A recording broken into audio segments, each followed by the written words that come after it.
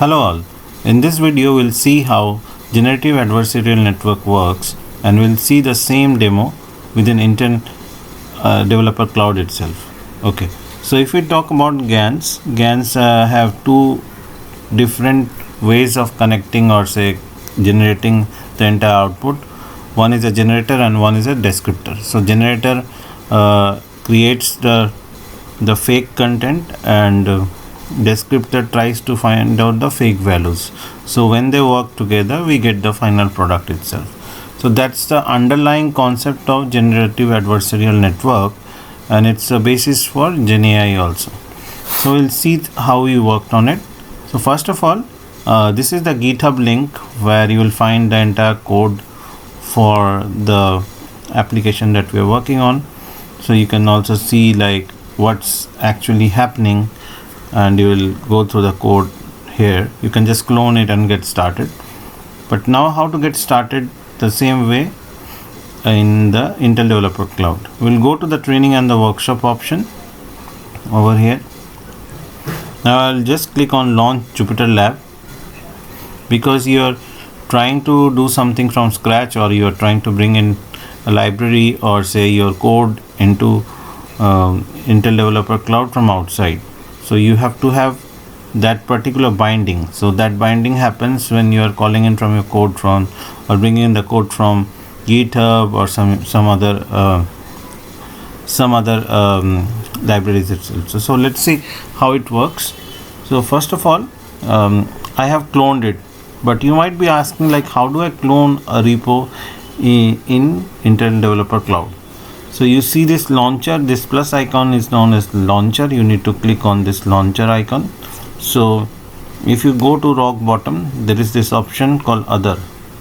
So this terminal that you see over here allows us to bring in different other files into the dev cloud.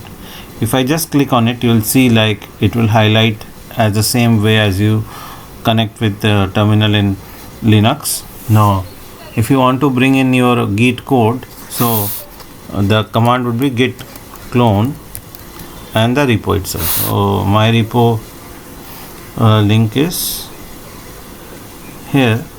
I'll just click on it and just copy it, and we move to Jupyter, the notebook, the Jupyter Lab notebook from Intel Developer Cloud. I will just copy it, just paste it, and then hit enter.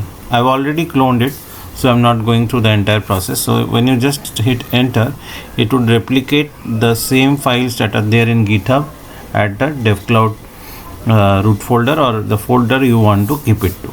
Okay, so we'll just explore that. This is the folder itself, GAN generate. Now this is the Jupyter notebook. So exactly what it is doing is that it is using NumPy, it is using pandas as well as scikit-learn. So when we run through this, the first thing that comes to your mind is that like what is happening in this code. So we are loading the MNIST data set, we are extracting the features and labels from it, then we normalize the pixel values to 0, 1, then load the generator model. Here comes a very important part, because already I have trained the model and I have saved it, and I am bringing the pickle file for that so that we can do direct inference, or we can create any other GAN from that. So when you think of your solution, there might be a scenario that you need to do inference on a particular device.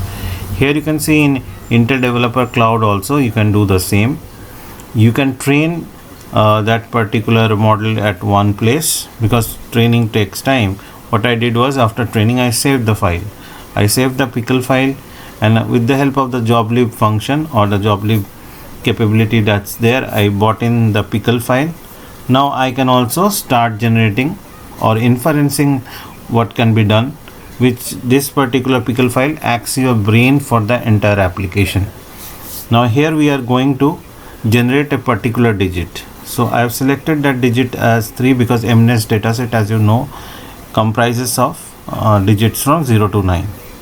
Okay, so after that we are creating a synthetic digit using the loaded model, and finally we are printing the values itself. So as you see, like when you run through this, it would take some time and you will get this generated digit from the loaded model.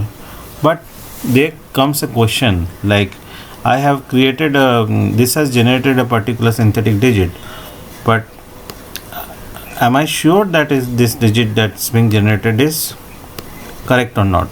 For that, we need to again use some methods that acts as checking for this digit itself, the synthetic digit that's been created. We need to check that if it is correct or not. We define a simple classifier that allows us to find out that generated digit is correct or not. Here we are using an activation function ReLU. We are using a solver generally used for learning rate, Adam itself, and random state. As finally we are predicting it. So using this capability, we are able to see that the digits that's been generated is 3 itself. So that's the way you get started. So if you run the code one by one from top to bottom using this run button itself, it would run through all the cells that are there, and finally you would be able to work on it. So that's all about the entire application on a generative adversarial network. And if you want to explore the code, I will share the code links over here. You can just clone it and you can run through the example in your DevCloud too. So that would be it. More exploration to continue. Thank you.